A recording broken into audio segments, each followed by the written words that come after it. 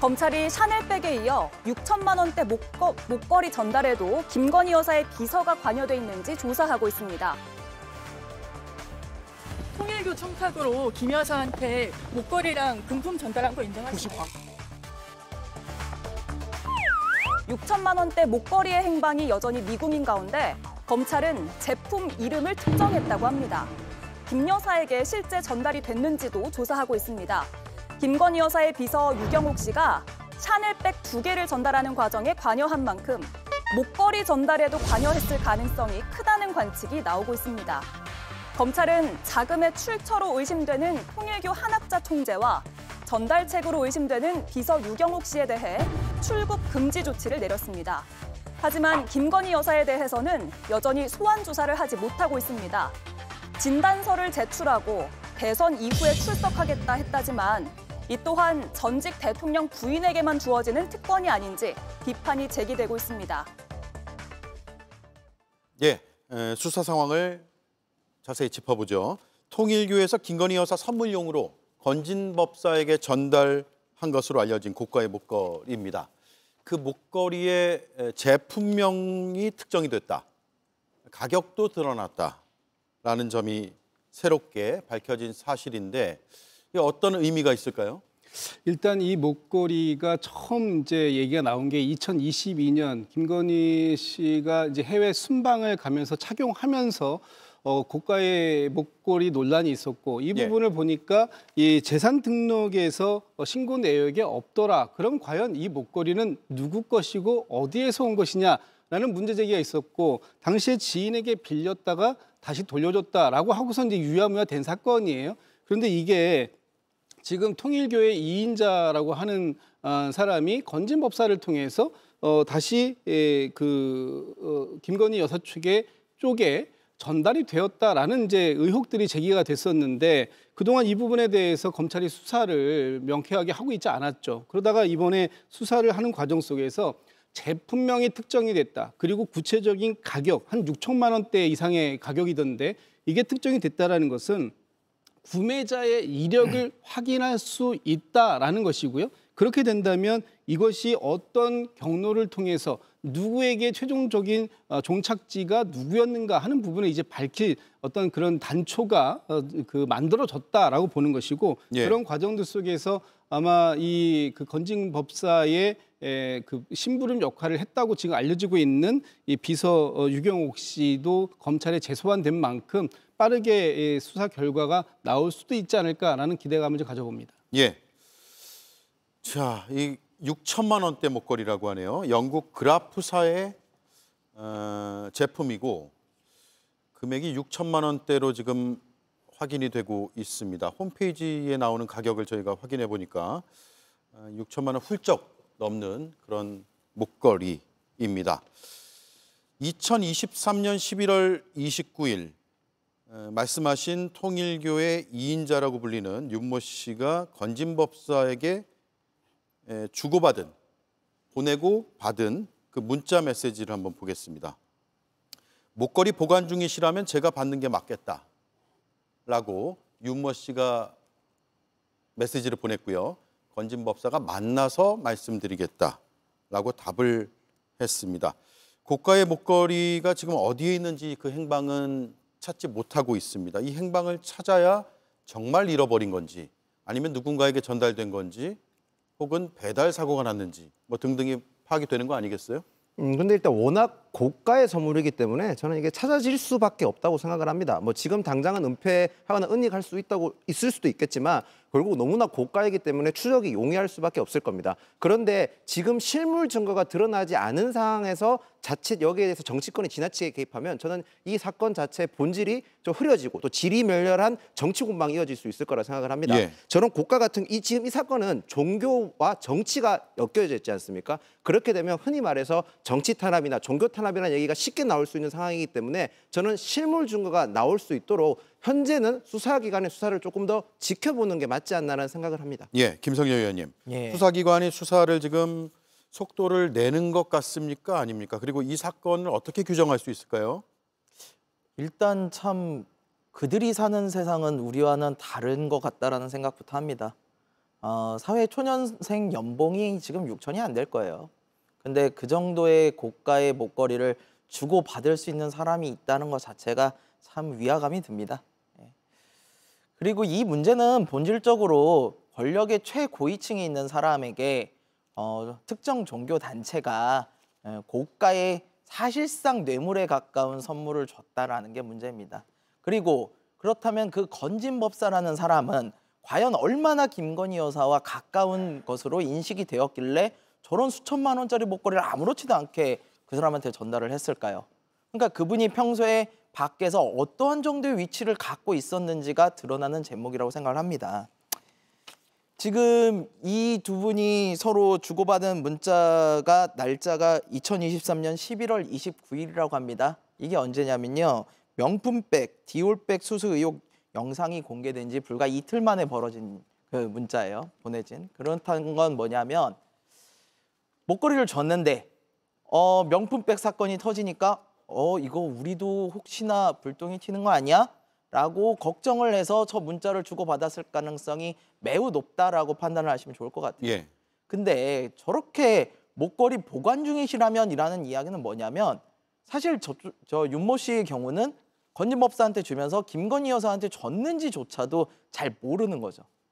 그런데 수천만 원짜리를 줬다는 겁니다. 이거는 반대로 생각하면 뭐냐면 건진법사한테 주면 무조건 김건희 여사한테 들어가겠다라고까지 생각을 했던 거예요. 예. 그만큼 가까운 서로 사이에 있었다라는 거를 윤모 씨는 생각을 했다는 거고요.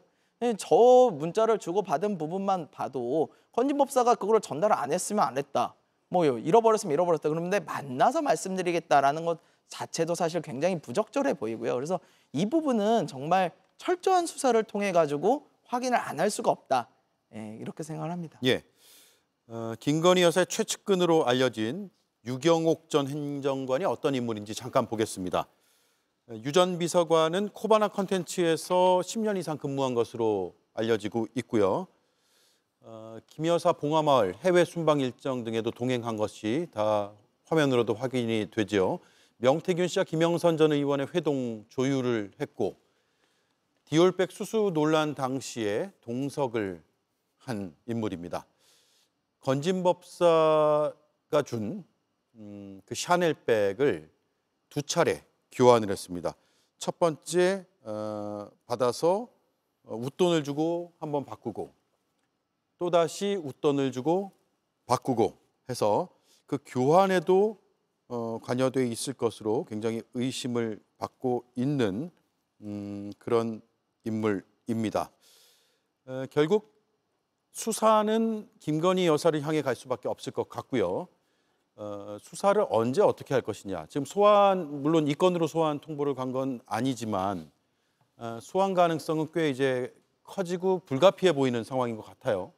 당연히 소환 조사가 이루어져야 됩니다. 그런데 이제 소환 조사까지 이르게 되기에 앞서서 그 밑에 단에서 어떤 과정들을 거쳐가지고 갔는지에 대해서 최종적인 확인은 이제 진행되고 난 마지막 순서가 아마 김건희 씨에 대한 소환일 것 같은데 예. 지금 중요한 건 이제 그 비서 유경옥 씨를 검찰이 재소환했지 않습니까?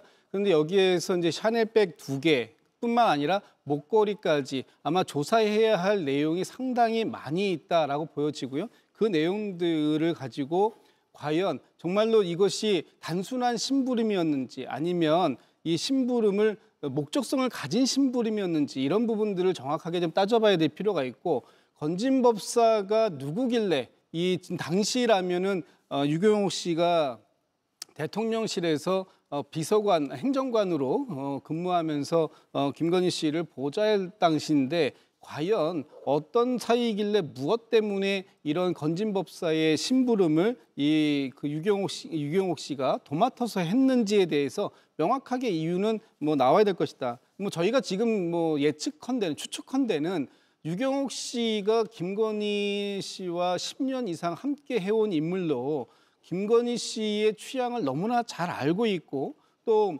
어떤 직접적인 의사소통이 가능한 상황이기 때문에 이 그 샤넬백 2개를 바꾸는 것 또는 목걸이를 뭐 전달하는 이런 과정들 또는 명태균 씨 죄송합니다. 샤넬백 말고 예. 또 백이 또 있잖아, 명품백. 디올백이요? 디올백. 예, 백이 많아서 좀 헷갈리셨군요. 제가 좀 헷갈렸습니다.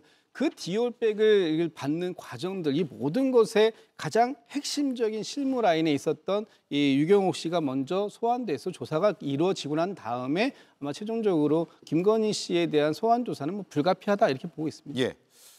자, 결국 그래서 검찰이 지금 수사는 하겠지만 어느 시기에는 특검이 이걸 맡아야 되는 것 아닌가라고 민주당에서 주장을 하고 있어요. 박찬대 원내대표가 오늘 김건희 특검이 시급한 이유가 바로 여기에 있다라고 주장을 했습니다. 일단 그 주장을 듣고 민주당이 아닌 다른 당의 의견들은 어떤지 함께 들어보겠습니다. 김건희 특검이 시급한 이유가 점점 더 쌓이고 있습니다. 김건희 씨 측이 건진 법사로부터 최소 2개의 샤넬백을 전달받은 것으로 확인됐습니다. 김건희 씨를 무혐의 처리한 이창수 서울지검장과 조상원 4차장은 동시에 사표를 냈습니다. 윤석열, 김건희의 호위무사를 자처했던 정치 검사들이 정권이 무너지자 가장 먼저 도주하고 있는 것입니다. 예. 지금 검찰에서 이걸 수사할 자격이 없다 이렇게 주장을 하고 있는 것이고요. 김건희 특검 법안이 이제 본회의 통과를 앞두고 있죠. 통과를 앞두고 있는데 아직까지 처리는 하지 않고 아마 대선이 끝나고 처리한다는 얘기도 그동안 민주당에서 좀 나왔던 것 같은데 국민의힘과 개혁신당의 입장은 어떨까요? 저도 뭐 이 사건에서 특검은 이미 지금 지지멸멸한 사건에 대해서 특검하는 거에선 저도 뭐 이견이 없는데 지금 이 사건 통일교와 연관된 사건에 있어서는 지금 검찰이 수사하고 있지 않습니까? 예. 이 사건 결과가 미진했었을 때 특검을 도입한다면 저도 도입할 수 있을 거라고 생각을 하는데 지금은 수사 중인 과정이지 않습니까? 저 역시 유경욱 행정관이 통일교 실세와 단순하게 둘이서 주고받았다고 보기에는 저도 납득이 가지 않습니다. 이 수사는 반드시 김건희 여사에게 향할 수밖에 없고 향해야만 국민들이 납득할 거라 생각을 합니다. 그런데 아직 지금 검찰에서 수사하고 있는 과정에서 검찰의 수사가 미진할 거라고 예측하고 특검을 도입하는 건 전 적절하지 않다고 생각을 합니다. 김건희 여사가 받고 있는 다른 혐의와 함께 묶어서 특검을 한다면 뭐 모르겠지만 이 사건만 또 별개로 빼서 또 다른 특검을 한다는 건 예. 아까 제가 말씀드렸다시피 정치적 공세로 또다시 물타기가 될 수 있기 때문에 지금은 수사기관의 수사를 보는 게 맞지 않냐 그렇게 말씀을 드리겠습니다. 다른 이제 미진해 보이는 사건들을 다 함께 하는 것은 특검은 가능할 수도 있겠지만 이걸 딱 떼어낼 수는 없을 것이다 이런 말씀인데 일단 김건희 특검법 자체가 지금 다 여러 사건들이 다 합쳐져 있는 거 아니에요? 맞습니다. 그렇기 때문에 이번에 이제 김용태 비대위원장께서 국민의힘의 김용태 비대위원장께서 그동안 김건희 씨와 관련된 부분에 대한 미온적인 태도 이것에 대해서 반성하고 사과까지 했습니다. 예. 그런데 이게 반쪽짜리인 것이 그 다음이 없어요. 책임은 어떤 방식으로 지겠다라는 부분이 들어있어야 진정한 사과와 반성 아니겠습니까?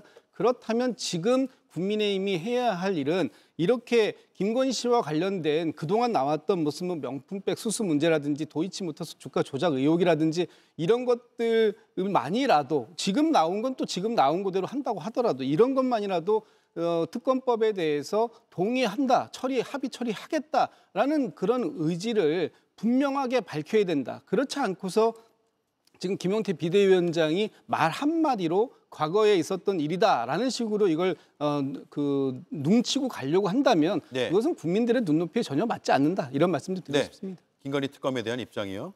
네, 김건희 특검법 저희 개혁신당에서는 계속해서 찬성을 해왔고요. 이거에 대해서 반대할 이유가 전혀 없다고 생각합니다. 다만 지금 상황이 조금 변한 거는 이해를 하셔야 될 것 같아요. 이제 특검이라는 것을 왜 합니까? 이제 살아있는 권력에 대해서 검찰이 제대로 수사를 못하고 있을 때 주로 하는 것들이 이제 특검이에요. 근데 지금 이미 살아있는 권력이라고 보기는 좀 어려워진 상황이라고 저는 생각을 합니다. 그래서 대선 이후에 사실 어느 당이 집권을 하게 되든 저는 검찰의 개혁은 필수적이다라고 예. 생각을 합니다. 그러면은 검찰을 개혁한 뒤에 그 검찰 제대로 된 검찰이 세워지면 그 검찰한테 수사를 한번 맡겨보는 것도 방법은 될 수 있겠다. 꼭 특검만이 답은 아니다. 다만 철저한 수사는 어떤 방향으로도 이루어져야 된다라는 생각입니다. 예. 자, 김건희 여사와 관련된 내용은 여기까지 다루고요. 경찰이 윤석열 전 대통령, 김성훈 전 차장이죠. 비화폰 서버 기록을 확보했다고 공지를 했습니다. 확보한 자료가 체포 저지 과정에서 벌어진 일들이 좀 담겼을 것으로 추정되는 그런 서버 기록인데 그것만 담기진 않았을 것 같다는 생각도 들어요. 계엄 이후의 그 상황들이 어느 정도 담겨 있을 것 같고 이 수사가 조금 속도를 낸다면 대선 전국에는 어떤 영향이 있을까라는 생각도 드는데 어떻게 판단하고 계세요?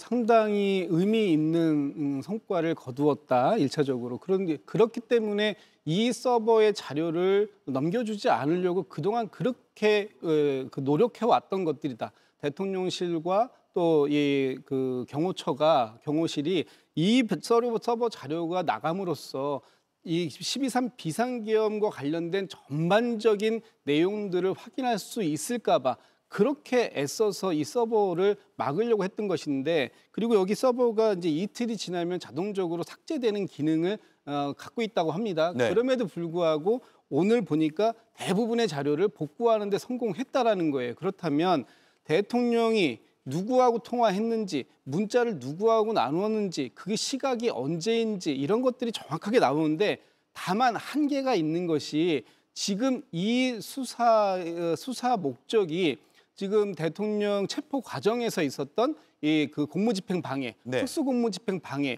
이 부분과 관련된 부분에 대해서 지금 임의 제출을 받은 형식이기 때문에 이 안에 더 많은 자료가 있음에도 불구하고 이것을 12.3 비상계엄과 전체적으로 관련해가지고 증거 능력을 인정받기 위해서는 지금 검찰이나 법원이 다른 방식의 어떤 증거 능력을 확보하는 것이 지금 우선적으로 필요하다라고 보고요. 지금 어쨌든 오늘 이 서버 기록에 대해서 대부분 복구를 이루어낸 이것 가지고도 지금 상당히 많은 의미 있는 조사를 진행할 수 있을 것으로 기대할 수 있을 것 같습니다. 네.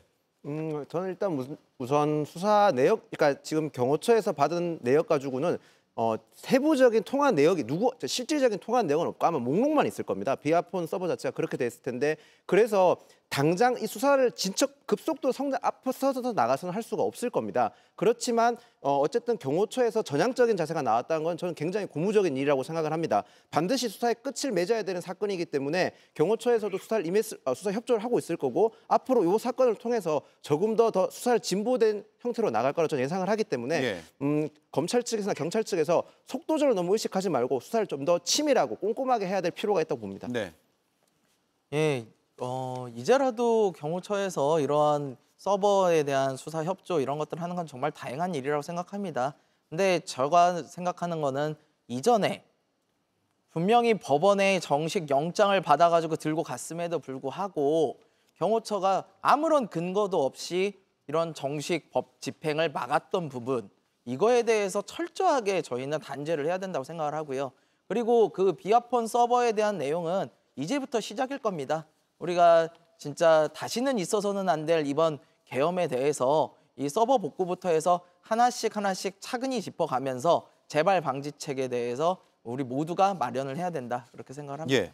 40년 만에 비상계엄이었고 내란 범죄 혐의로 지금 이어져 있는 상황이고 수사 방해까지도 이뤄지는 게 아니냐라는 의혹들이 있고, 이런 것들이 모두가 지금 곧 치러질 6.3 조기 대선의 시발점이 된 사건이잖아요.